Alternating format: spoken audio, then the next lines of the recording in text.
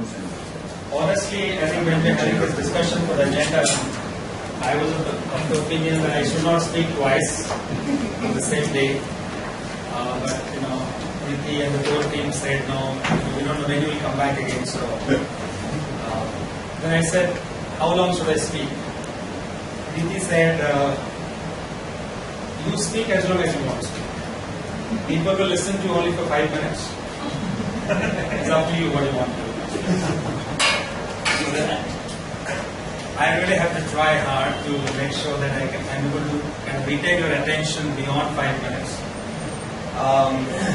So this is a pretty interesting topic because now everybody is talking about the future of L&D. What is going to happen in the L&D space? How it is going to evolve and transform? How are we going to see long-term changes in the L&D space and so on? Let me begin with a very interesting story. There was this young man who wanted to learn music and who knew a little bit of music, and he somehow got to know that there is a guru in some part of the country who is a music expert. So he went to the guru and then said, Guruji, I want to learn music. He said, fine, you can join my class. The student asked the guru, the teacher, sir, how long it will take for me to learn music? The guru said, 6 years. The student said, sir, please hold on. 6 years is too long. I actually know a little bit of music. Not a little bit, I know a decent amount of music. And I don't think for me it will take 6 years to listen. The teacher said, tell me what you know. And the student, the young man, proudly started explaining what all he knows about music. And then very proudly and a lot of anxiety looked at the face of the teacher and said, now teacher, tell me how long it's going to take. So the guru said it will take 12 years. What the hell he was saying? Are you a real guru or a fake guru? I told you I know something about music. I have explained to you already what I know about music. And without knowledge it takes 6 years. With knowledge it will take 12 years. What are you saying? The teacher said, son, all that you know about music is wrong. So you need 6 years to unlearn what you have learned. Then you need another 6 years to learn music. So 12 years. So I think that's what that this anecdote, this story tells us a lot about us as individuals, about companies, organizations, enterprises, teams, departments, groups. There is a need in all of us to unlearn, learn and relearn. And that's what L&D professionals need to do today. So if we're talking about the future of L&D, I think it's all about unlearning, and we'll see that. How is that going to happen? And it's also about relearning, and it is about giving, it's about learning all the time. So let's see what's happening in the industry today. There was some research which was done which says that there is something called BASE, a combination of these 4 alphabets that you see, which is driving what's happening in the industry today. So within organizations, in enterprises, in associations, institutions, social and business, they are under a lot of pressure. And a lot of this pressure is external, a lot of it is internal. There is competition, there are market situation, there is economy, there is how the dollar doing, what's happening, innovation, technology, all of that is happening externally. Internal pressures, culture, employee attrition, employee engagement, employee motivation, whole lot of internal issues like structures, business models and all that. So all these changes are driving a lot of pressure in organizations, thereby putting a lot of pressure on leadership, on the management, on people and so on. So these pressures are compelling organizations to take actions, strategic actions, to deal with the pressure that they are undergoing or facing. So They need to take strategic actions to deal with this pressure situation, whether it's competition, undercutting of price, whether it is technology, innovation. They need to take actions. They need to become more competitive. They need to learn faster than the competition. They need to bring in innovation faster than competition does, and so on. They need to look at changing their business models, restructure their business strategies, and so on. New players are coming in. Large organizations are going through a lot of pressure. They're forced to take actions to deal with this pressure. For them to be able to take actions, they need capabilities. Without capabilities, they can't take actions. Because these actions are dynamic, they have to take new actions every time, because each pressure has a new dimension, so they need to build capabilities on an ongoing basis. All the time they have to build new capabilities, not just the same capability. It's not the same set of trainers doing the same set of training. It's a new set of competence, a new set of capabilities that they build. They also need to have the support structure, enablers, infrastructure, the technology, the organization, the business, the structure of the organization, the business models. They need to have the right enablers which will kind of supplement and complement these capabilities and enable them to deal with the pressure that they are facing. What's the repercussion on L&D? Any thoughts?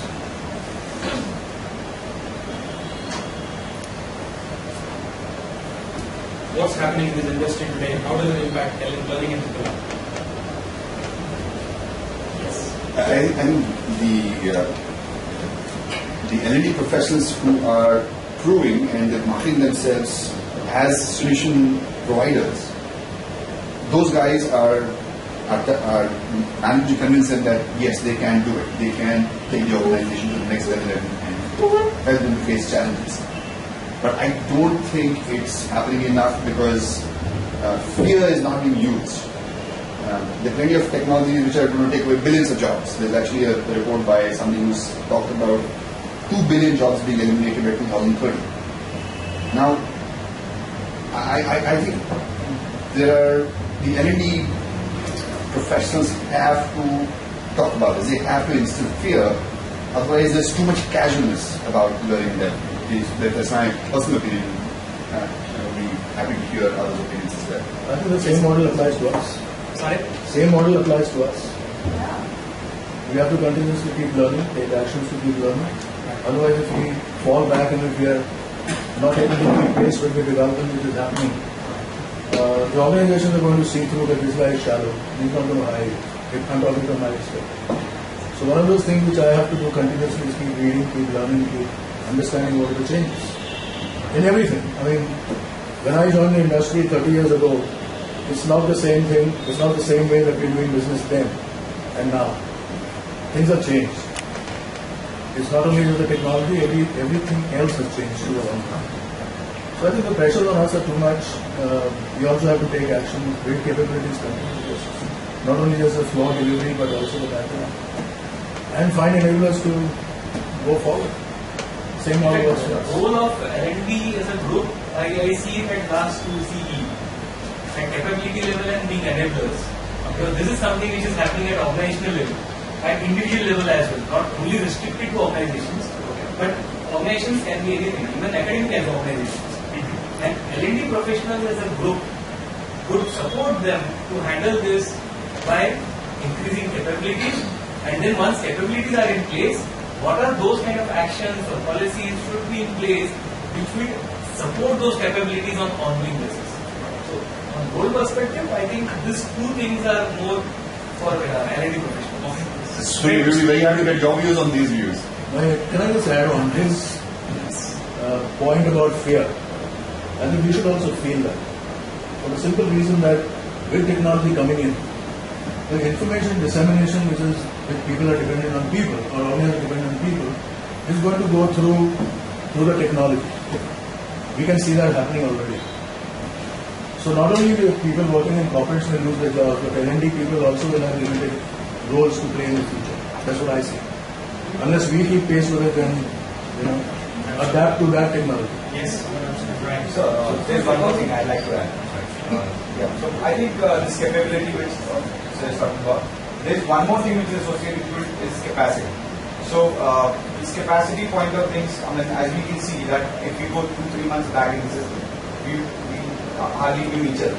So today we are sitting at a place where which is technology enabled, which has its multifaceted role in the working environment. So I think more importantly, going by the pace, we should always think on increasing the capacity so that the enablers which are associated to us should be delivered at the right place in line with the time we are in. Absolutely. You stopped after pressure and action. Because the pressure at the organizational level, actions are being taken. And actions are also in terms of reducing the budget and the headcount of the L&D department. This is also impacting. Which is a pressure on L&D department. Yes. And the pressure for what Gurvesh was saying, it's a pressure on L&D department. Yes. And the L&D has to deal with that. To deal with that, L&D has to take some actions. And then L&D itself has to build capabilities. And then have the right enablers to. So what applies to an organization also applies to a function like L&D or HR, marketing and so on. So what essentially this means that every organization today has to become a learning organization. If organizations stop learning, stop building capabilities, then they would vanish, they would disappear. We saw that with Nokia, we saw that with Kodak cameras, we saw that with many other companies who stopped learning. They refuse to learn. You know, they say in the telecom industry, if you miss 2 cycles of innovation, you are out. You're finished. If you miss 1 cycle of innovation, it's going to be extremely difficult for you to come back. 2 cycles, you have to just shut down. You can't continue your business. But you know, some of these companies refuse to learn. They said, you know, Kodak cameras, they said, people would never like a digital picture. They said, human beings would always prefer a photograph where you can have touch and feel. Who is going to look at a digital picture? But they were wrong. They refused to learn. So when organizations stop learning, they vanish. So that's what I think comes out as a glaring message out of this slide what you see. So when the organizations have to become learning organizations, who are going to become enablers of that? L&D function. We'll have to enable that. But at the same time, as some of you already said, we ourselves are also undergoing a lot of pressure and transformation. There's a lot of pressure on the L&D function, and today we'll see how is this L&D function going to go through a huge transformation. And then when you look at it, you will find some of this information is very scary, very alarming. Is that going to happen to us? Is that going to happen to the L&D profession? That's the reality. And we'll see how is that going to happen. Okay, have you heard about this? Self-organized? Yes. I don't know how true it is in Mumbai, but it's very true in Bangalore. In Bangalore traffic. Suppose you are driving by and the traffic signals go off. It's going to be absolute chaos. You're stuck in one place for You start there. Okay. But if you keep watching it and observing it, because Bangalore goes through it almost every day, some traffic signal rather goes off, and then you don't have the traffic lights, and then everybody tries to barge in, and then there's complete chaos. But if you notice it, and then if you just stand there and then kind of what's the proceedings, you will see that after some time, after about a few minutes, after the initial chaos, you will see the traffic would start moving. There's no traffic police, there's no traffic lights, and the vehicles are moving. There are some invisible traffic lights which are kind of controlling traffic. There is a system which is invisible, which is a self-organizing system, which is kind of taking care of the chaos, and then people, after some time, after the initial chaos, they start moving. There's a very interesting, you might have heard about Professor Sugat Mitra. Yes. He is an expert he has done immense amount of research in the space of education and learning and development. And he narrates one of his experiences, some research that he has done, where he says that in a remote village in India, where it's difficult to find a school where you have teachers. Okay. he goes there and he kind of installs computer there, and then provides internet connection, computer with internet connection with the house, and then he leaves a group of students in that room and then say, play with him. He goes back there after 3 months and he finds something very interesting. He finds that these people have downloaded some games on the internet and they play. They have learned some lessons in physics using the computer and the internet. And when the NET professor, Mitra, they told him, well, you have given us a computer, but it should have a faster processor and a better mouse.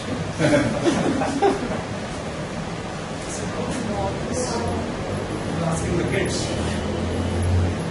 And they were complaining and said the computer they have given us only has everything there in that computer is in English language. So first we have to learn English, then use this computer. That was a difficult task for us. He was surprised. And he tried the same experiment in different parts of the country, in small villages, God-forsaken places, remote places where there's no question. IT, education, software professionals, anybody kind of being with them and helping them is completely out of question. But he said his experiment shows that children in the age group of 10 to 12, if you give them a reasonably good computer with internet connection, they can learn themselves. It's another example of a self-organizing system. Amazing, findings out of this research that Professor Mitra has done. And it's not just one experiment; he has repeated that over and over again, not just in India but across the globe, just to determine whether that's true everywhere or not. What does this mean? This is where learning is shifting slowly, where learning is going to be part of a self-organizing system. Let's see more about it. Before the automobiles came, what were people using for transport? Horses, and probably a coachman who would kind of drive the horses, and then people would have to take a ride. After the automobile industry came, the mode of transport changed. What happened? Transformation of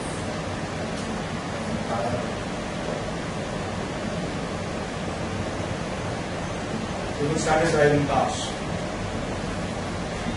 But what is the significant change that happened? The horse disappeared. The carriage disappeared. The vehicle came in with engine, combustion engine, and so on. What else happened? people learn to drive themselves. The coachman disappeared. Yeah. And the passengers became. Drivers disappeared. Passengers became drivers themselves.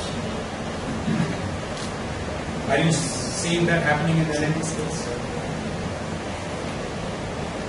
Yes. Because now the managers themselves will have to teach the people. So the horses are gone, the carriage is gone, and then the coachman is also gone. And the passengers who used to sit here, they have started driving now. It's just a shift of role which is happening. Initially, the passenger who was supposed to be the sitting behind has taken over as a coach as well. The hat has changed.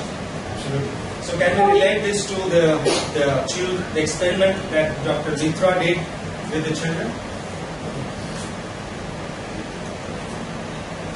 What does it mean?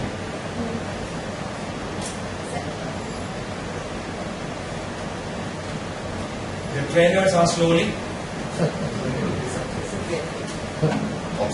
Can you just stand up and then Surya just can't say this? How can you say this? That's why I said clear. Trainers, L&D professionals, You can never take away the L&D practitioner. You can never take away the trainer, the teacher. Passengers became drivers themselves. The children have become drivers of their own learning. What's the future?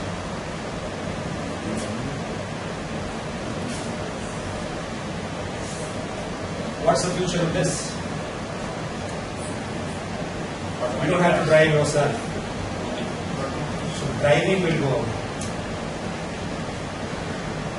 What does it mean for us?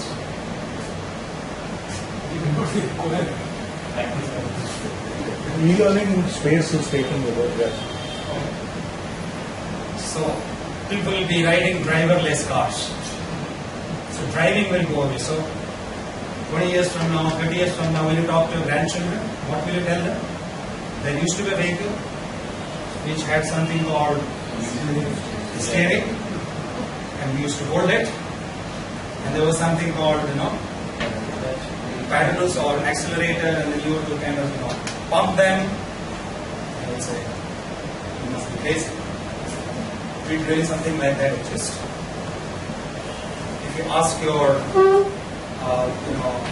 children that there was something called the gramophone record, they will say, oh really? Did something like that exist? So they will ask you, well, did something like this exist where somebody was holding a steering and then driving? They will not be able to visualize that. So driving will go away. So if you go back in the history, the carriages disappeared, the horses disappeared, the coachman disappeared, and the passengers became drivers. They started driving. In the future, driving will go away. I will not go beyond this because we may not have a peaceful day if I continue to talk about this. So I'll leave these thoughts on the table for you to kind of contemplate this. But some of these things are going to happen. Okay, so let's look at this.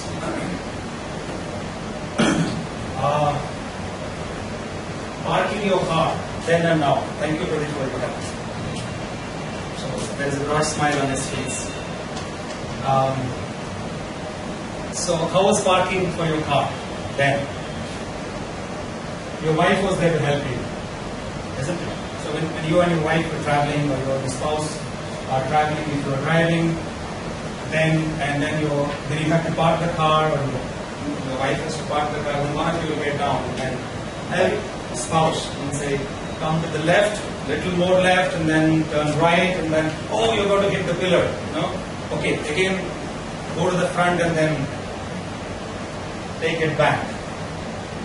So the wife is the on-the-job performance coach, subject matter expert, or the coach on the job. What's happening today? Sensor.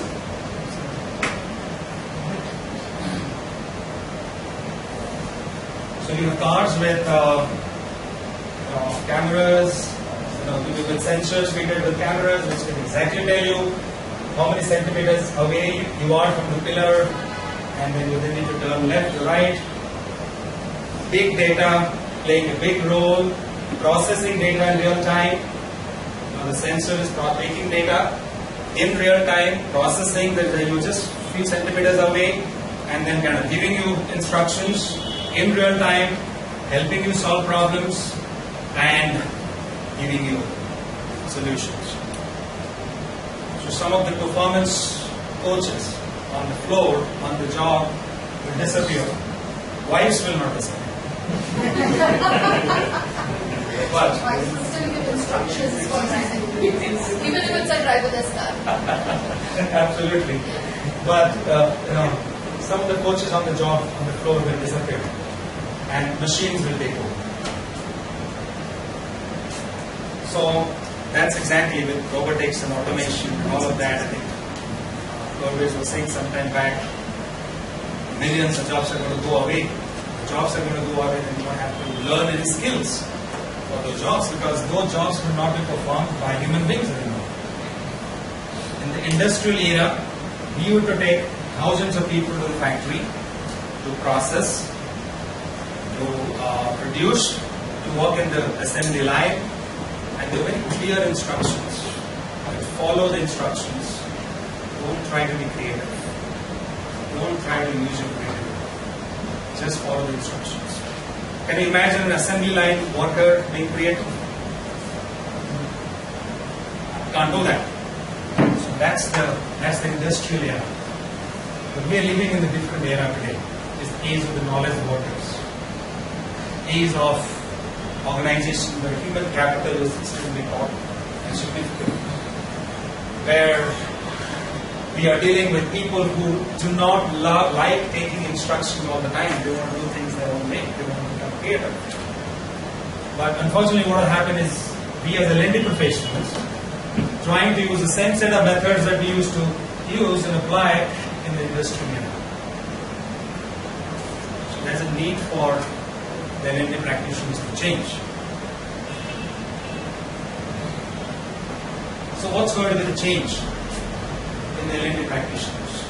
Some experts are predicting that L&D departments and corporates will not exist. They're saying there will be no training department in the corporate organization. They will simply go away because organizations will not feel the need to have them. Because if you have self-organizing systems, if people learn on their own, and in some cases they don't have to learn anything at all because machines are going to do their jobs. We don't need to have L&D function, or we'll have to scale down the L&D functions and drastically downsize the L&D departments. I personally believe that will not happen because organizations will still need L&D function.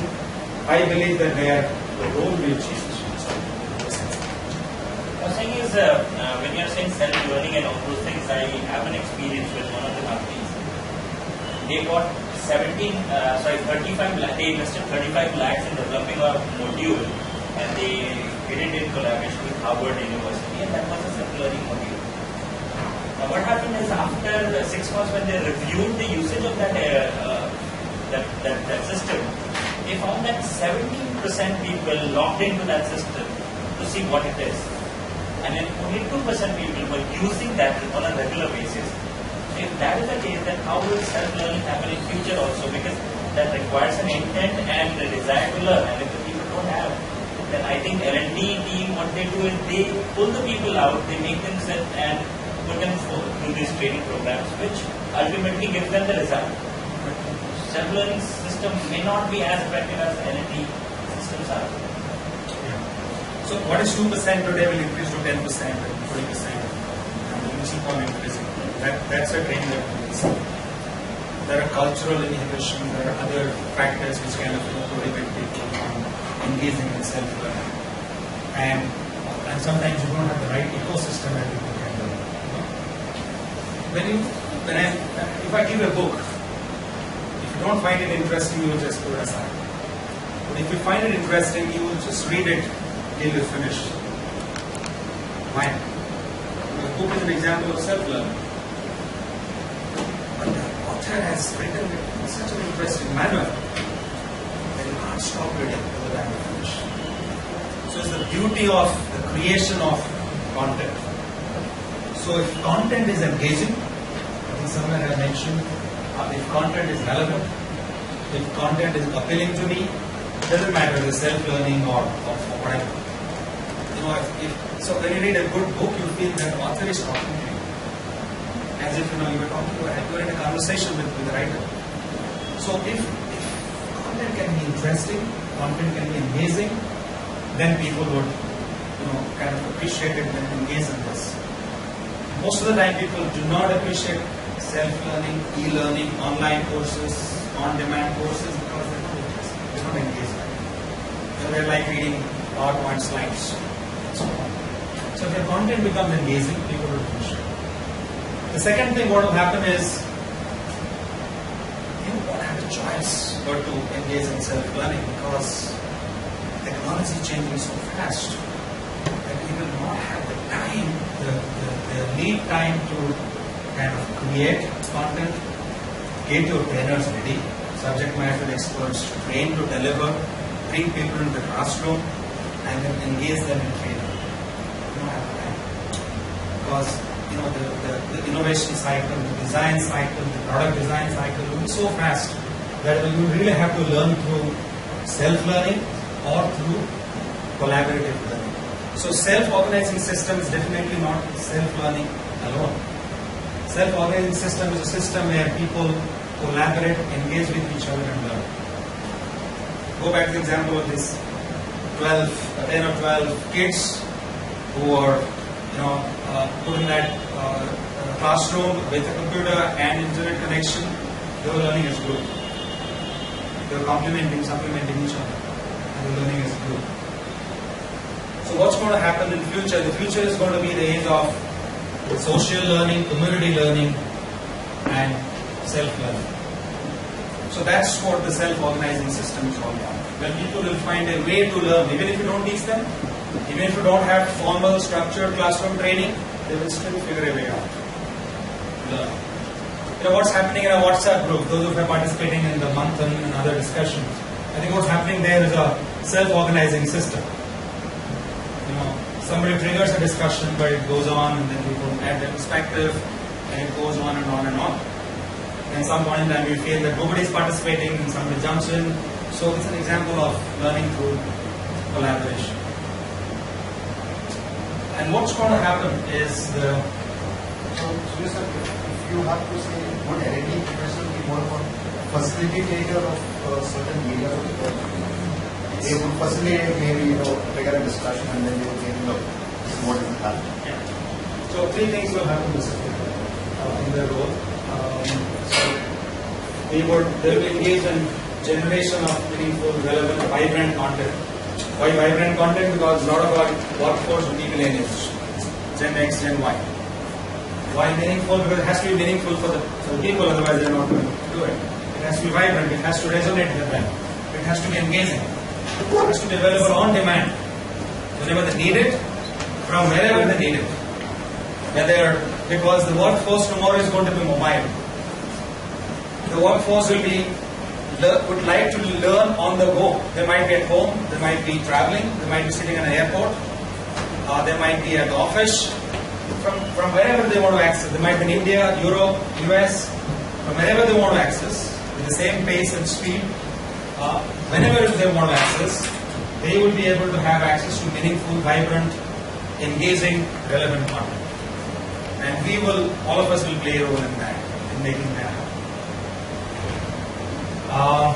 Then we will be responsible for building an ecosystem and creating context where people can discover who to collaborate with and how to develop their capabilities. So we'll develop the ecosystem, we'll set up those communities. See, for the L&D group, somebody has set up those Facebook groups, somebody has created this chapter, so we will play that role. We will facilitate that, we will build that ecosystem where people can collaborate and function. And we will facilitate interactions, ensure that this interaction become intrinsic to the way organization functions. So learning becomes inherent, intrinsic, and we keep learning through reflection, and we keep learning in a normal, natural way through our interactions, through our exchange, through our activities, through the way we function. Learning will become intrinsic, and learning practitioners are going to facilitate that. In future, we might end up doing less stand-up training delivery and then doing more of this. That's the future. I'm not saying that data will disappear, I'm not saying that stand-up training delivery will go away, but we need to start doing this. And we need to start preparing ourselves to do this. We need to know what ecosystem we need to build. We need to know how to create meaningful, engaging, vibrant content. What skill set are required. We need to know how to really facilitate interactions among people so that learning can be enhanced. So today, many of us are just learning providers, provide learning. Our role is going to change to architects of continuous development. Architect of continuous development. It's not one-time development. But organizations have to become learning organizations. Teams to have become learning teams. Departments have to become learning departments. Similarly, individuals have to keep learning all the time. have to become the architect of that continuous learning to ensure that happens. We are called an enabling function, but our role will shift from enablers to accelerators. We will not just enable strategy, we will accelerate strategy by bringing the right skills, the right time, building the right capabilities. If you go back to the first slide, this talks about pressure, action, capability and enablers. So we will ensure that we build the right, bring in the acceleration so that organization is ready to deal with competition, ready to deal with the pressure that it is dealing with externally and internally. Will enable that.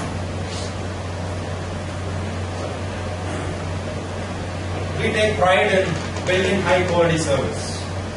Instruction design, we spend months and weeks and days to build content because we believe that we need to have high quality service. Well, high quality will never go away. We need to have high quality service. The shift will not take pride in just providing high quality service in a reactive manner. What will be required for us to do is to create proactive influence. We have to become influencers. We have to become proactive influencers. We have to go back to business leaders and say that we are part of the business. We are not just business partners. And we are here to influence business results. L&D will move away from ROI to business results. Now, we're not going to talk about it. We're investing $10,000. What is the ROI? Those questions will go away. What results you are driving? What business value that you created through your interventions? And content creators will become content curators. We don't need to create. Of course, we need to create new content. We don't have to create content which already exists. Not if it already exists. Internet. Go there. You don't have to create content anymore that is not there. You just have to become content curators. We'll have to curate the right content, bring it to our people, direct them to the right content. It's all available on the internet. There are case studies, there are books, have you heard about books? Massive online open courses available, which are given by the most reputed universities in the world today. It's all there. You just have to direct to people with the content which exists, become content curators rather than content creators. Some of the trends that you will see are social learning, books, on-job performance support, wife support going away, and then you have on-job performance support systems. EPSS, employee performance support systems, will come into picture. Big data, cloud. Pradeep, you are talking about cloud. So cloud is going to throw a very interesting phenomenon. Our role could change from educators who are using computers to a scenario where computers will use educators. Cloud will enable that. Billions of computers connected through cloud across the globe will start using educators. Cloud will facilitate that. From teaching skills, we will enable building effective learning habits in people. L&D cannot teach all the skills in the world because they themselves don't know everything. But if they inculcate learning habits in the people, they show them the way, they show them the direction, they show them where the content is available, they create the right ecosystem where people can engage with each other and collaborate and learn from each other. Thereby they can inculcate learning habits in the people, because teaching skills have only limited impact. But if you can build effective learning habits in people in an organization, you can bring about long-standing, far-reaching impact in the organization. That's the shift that's going to happen. There's a sound mind talking.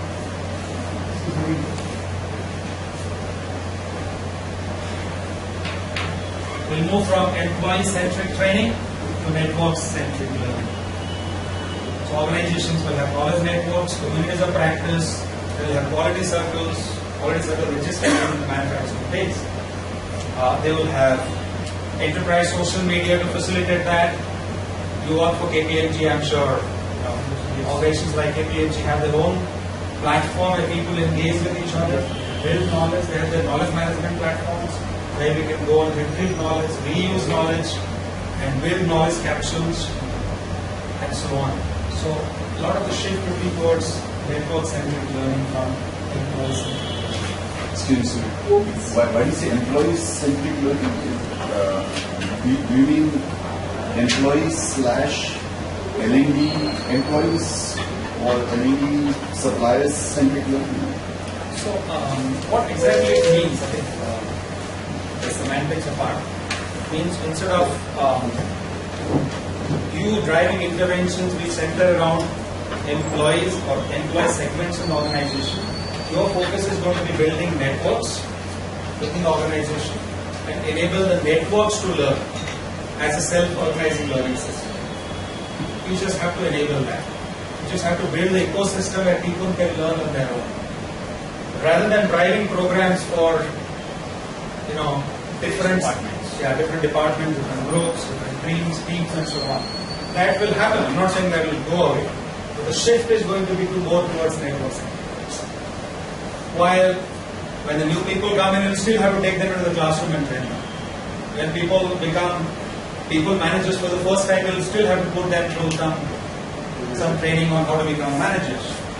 But as they become more mature within the function, within the role, what would drive their learning is network-centric learning.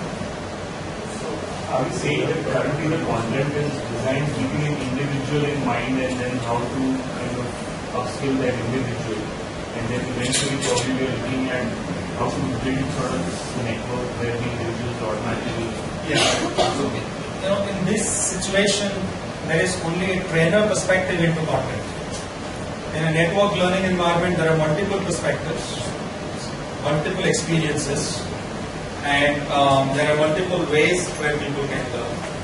So that's a difference between the two. So here there is one perspective coming from the facilitator for the environment.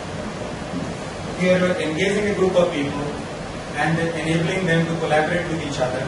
You are only playing the role of facilitator, and see, beyond the point you can only bring new models, methodologies, and frameworks only to a certain extent. But the real learning happens through reflection. All of us leaders, we know that it's not about taking leaders in the classroom and then teaching the frameworks and models, business models and leadership models. They are there. But the learning happens when you put them through experiences and then kind of enable them to reflect. So I was talking to, I'll just come to you in a minute or so, the L&D leader from Yes Bank. And she was telling me that they have very interesting leadership development program. They would put their top talent managers to become first-time managers or maybe managers with some experience. Those top talent leaders are given the Mumbai, what we call it, metro train, what we call it, city train, Mumbai local trains. Given each of these managers, 10 or 12 managers, given a local train ticket, and the ticket is to some destination in the suburbs of Mumbai, some 60, 70, 80 kilometers away from the city, and their destination is one small village, a small town or whatever. And this group of managers are asked to go there and live there for 6 months. As you go there, park yourself there, identify some of the problems in that village, solve. Bankers have worked in banks all their life, have gone through their professional qualification, have been in air-conditioned rooms all the time. Now they have to go to a village outside Mumbai and camp there for 6 months and solve problems in that village. Come back once a month, not to spend time with the family, but to report at the bank about the progress of the project they are leading. I asked her, so what do you do? So is there any training? So when do you train them? When you get them into the classroom to discuss what happens, nothing. None of this happens. This leadership program, there is no instructor, there is no trainer, there is no leadership consultant. It's absolute learning, self-learning and group learning. They go there, find the problem, figure it out how to solve it. They've never encountered such problems in a village where you have to deal with the panchayat lady or sarpanch and then issues of alcoholism or whatever, to pick up issues and then solve it. No classroom intervention. Only experiential learning, nothing else. In a system which facilitates that, where they can collaborate and engage with each other, not only with their fellow colleagues, but with group outside their the colleagues, engage with them and learn the process. So there's a shift in thinking that is already happening. Some of these shifts are really radical. I'll come back to you, but before that, question. Sure. I had a live example of networks engineering. So we power mobile learning for Shopperstock, and we've got 7,000 folks who have a mobile device with their app. They have a very interesting module called Share Your Story, where all the field executives are supposed to share one of the stories and share it with the management. So what they do is they take a photo of the customer they made smile, or if they've cross-sold any product, they'll just write the story and send it to the management. And the learning and development team selects one of the stories and they broadcast it to all the employees. So this is, I think, what network learning is. They're crowdsourcing ideas and stuff. Absolutely. Crowdsourcing is going to be a great tool for LMD practitioners. And impact is exponential. I think it's just not really imagined. So in fact, to an extent, they share the story on every Saturday and at 9 o'clock. There is a fixed pattern of every Saturday they select the top 2 stories and they broadcast it to all employees on the mobile.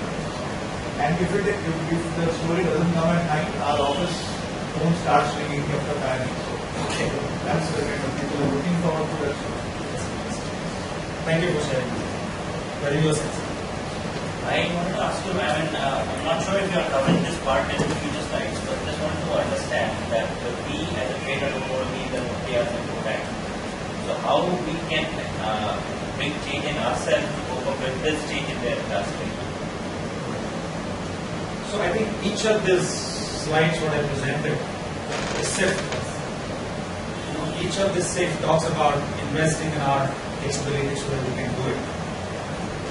So it's about understanding how, so basically we'll have to upskill ourselves on an ongoing basis.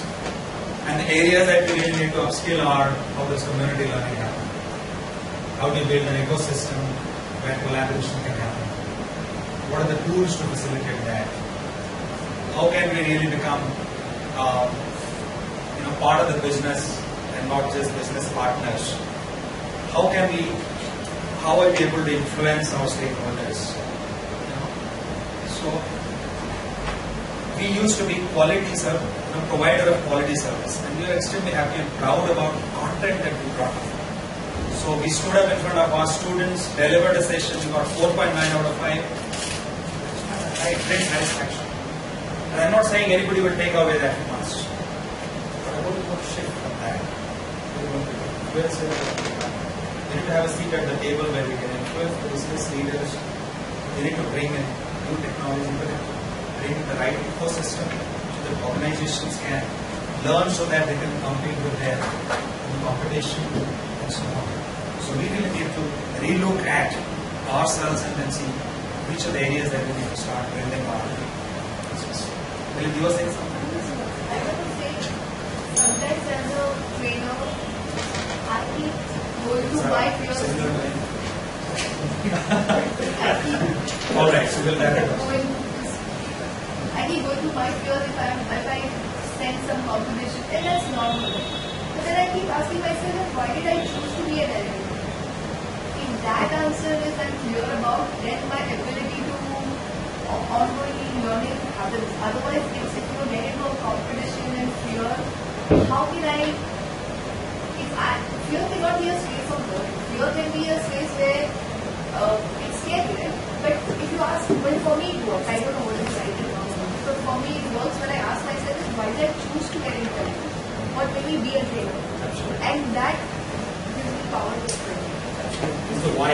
Yeah. It's the why is If it's like because you make a lot of money, then that's not really a deeper reason to be that. I mean, Shouldn't be in this business. Just I want to share my perspective about this is that this L&D as a over a period of time has become very significant. This is my personal perspective per se. Actually what happened if any area you will see, if you see 5-10 years ago, the training was merely a part of the personal department at that time. But now it has become an exclusive department. Not only that, now if I will, earlier that guy may advice would have reported to that personal head person. But if the L&D head now, even the business head is calling him, even he is directly, he need not ask the HR, sir, my business head is bathroom. What I am going to say is that if he is a independent entity and whom the business, the world is looking into, number one. If we look into not only the corporate, we go into see the society, take a newspaper, whether Economic Times, you take the Times of India. Earlier people used to say asset for the purpose of getting job. But even if you say an asset, I feel personally, is it a job that is coming or is it a learning that is coming? See the asset.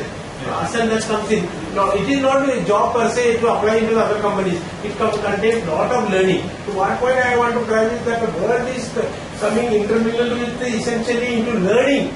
And learning, whether I don't know, I am not an L&D person, so I may not be knowing but what I feel is that personally, if anybody, any organization, irrespective of the industry, one looking to the IT, ITS, manufacturing, pharma, anywhere, I think training is going to be very significant, number one. Number two, another perspective that all these people who were in this engineering, manufacturing, they are getting into L&D per se. Earlier it was only a personal guy who has done for XLR, you will see in HR department. Go and see any discipline into any organization, you can see they are practically engineers. They need not necessarily be HR guy per se, who is in the L&D. So what I want to say is that L&D is gaining a lot of significance in the communication. This is, I respect this, it may be, but I think so. Yeah, Thank you.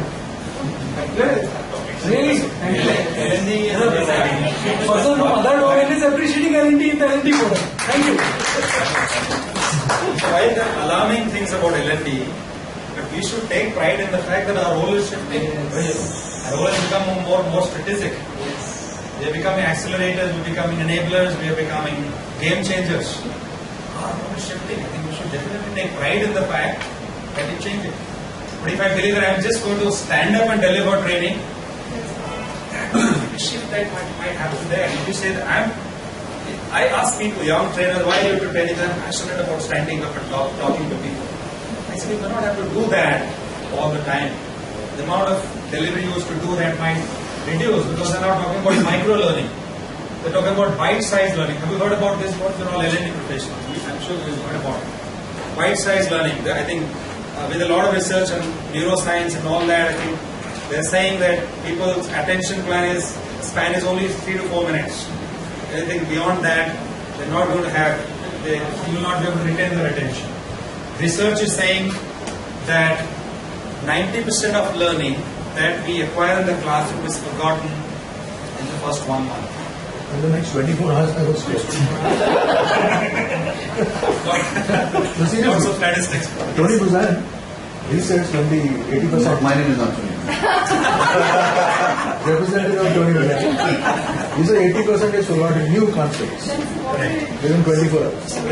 Right. So, when it happens in 24 hours or 48 hours, 90% of learning is gone after the classroom training that you go through. Yes.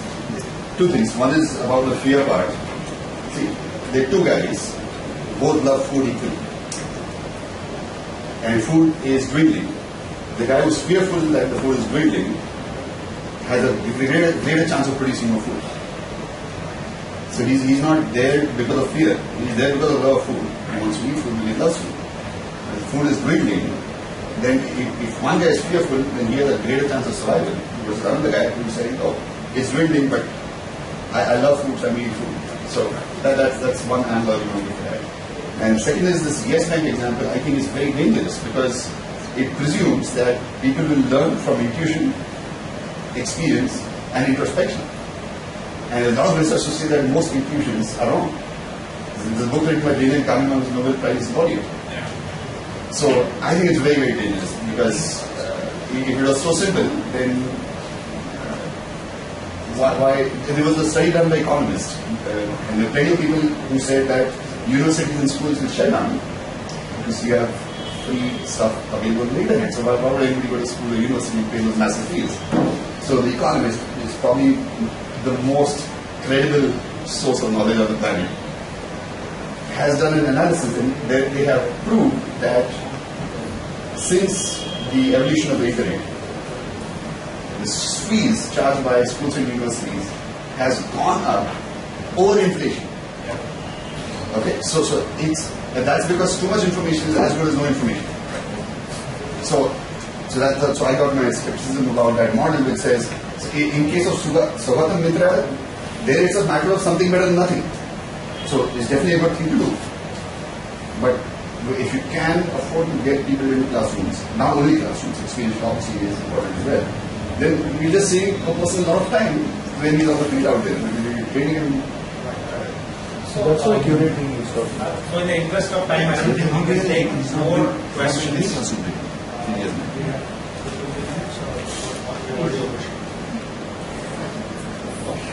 we'll have to wind up in the next 5 minutes or so. So while the university fees have gone up, most of the universities have started adopting technology in India. So what I'm trying to talk about is, I think, so Professor Mitra's example was an extreme example, and then it proves that learning can also happen this way. So it also means that let's take the advantages, benefits of that model and blend it with our education system, so that the education, so we can make it impact. But this is definitely not a replacement of our current system. But it says that the benefits of this, the self-organizing learning system, can be blended into our curriculum, our training programs, because that's going to be the future. Because we will not have the lead time to build new curriculum and then train people. You don't have the time because of competition, technology will change so fast. By the time your content is ready, your products are ready, your trainers are trained to deliver, technology has changed. You have to create content again. Surya, this is going to happen not in jumps and starts, it's going to be gradual. Yes. And that is why we're not even able to see this. So if you think it's going to happen jump and starts, it's not. It's going to be gradual, and before you realize that frog, suddenly you realize the water is very hot. So I think these are trends, these are green shoots which are going to grow into trees which... we should start preparing. I think we should start preparing. Some of these are already happening. That's the message. Whether we acknowledge or do not acknowledge, it's happening today in its own way. But we can play a role to accelerate this, and that's the future trend, as you rightly said. Will it happen overnight? It will not happen because mindsets will take time, our experiences, our cultural nuances, all this will take time. And experiments also will happen, like Yes Bank is experimenting. It may work, it may not. But we're not getting into the details of that. It's just one perspective, but I want to kind of put on the table. It may have demerits as well. Everything possibly could have some merits. Then it's a tiny thing. This frog example where you put a frog and you start heating the water, that's an urban legend. It doesn't happen. The frog jumps up.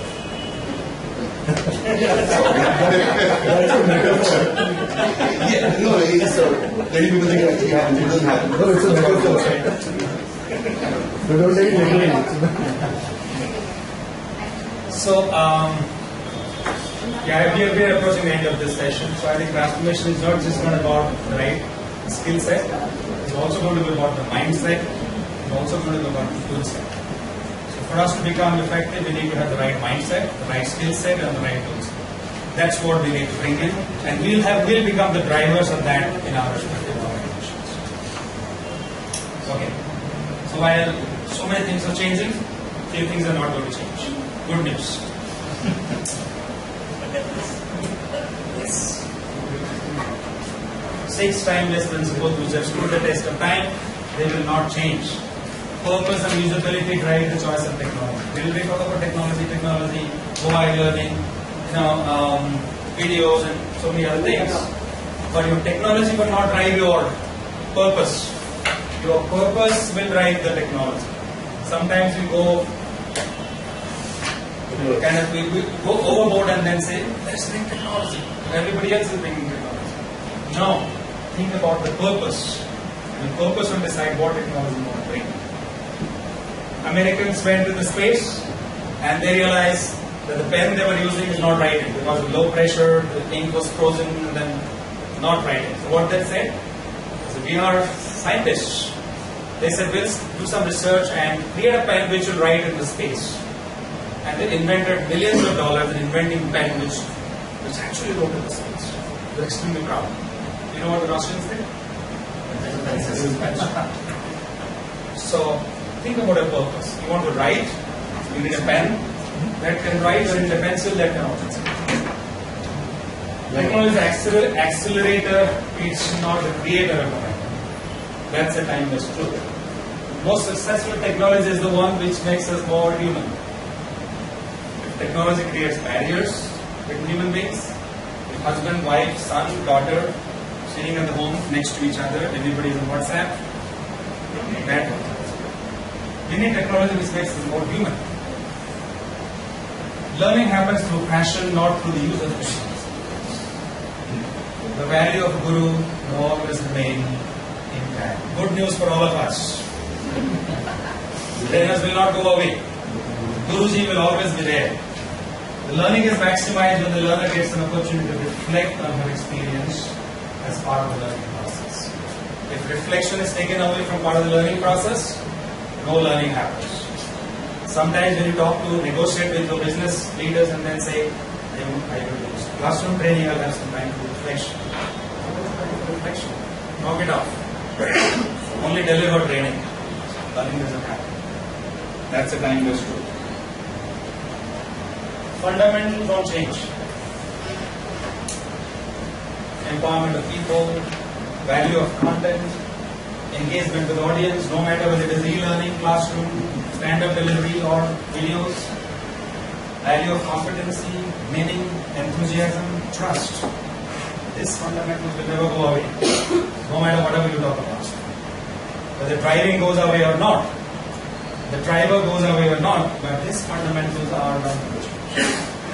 So with this positive and happy note, that these timeless principles will keep us going and then keep our value intact forever. I would like to end here. Thank you very much. Thank you.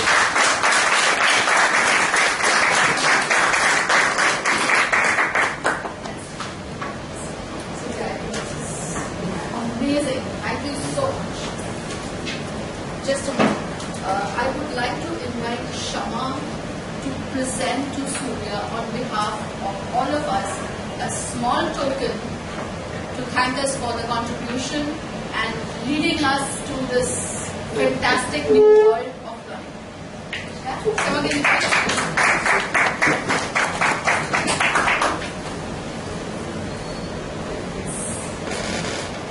Thank you so much.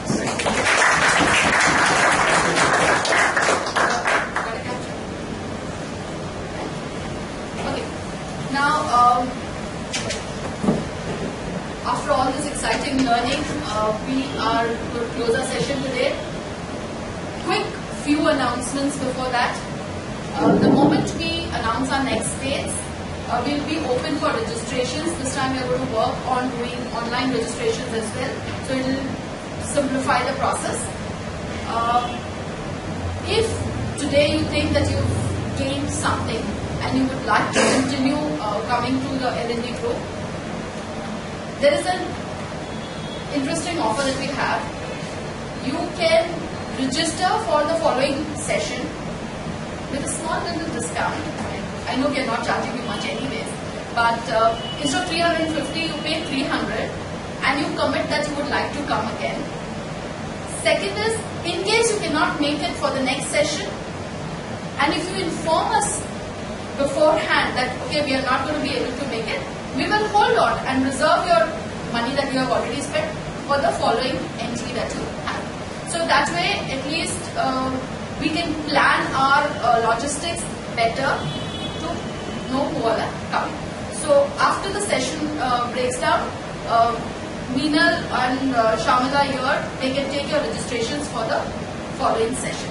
The next session and the dates will be announced on the WhatsApp group again. Right? So, that done, announcements are there for now. A huge vote of thanks, of course, for Surya, and one major mention which I cannot close this session without is the support of Ashish and this venue. Thank you so much for each one of you for being present here today. Have a great day. Thank you.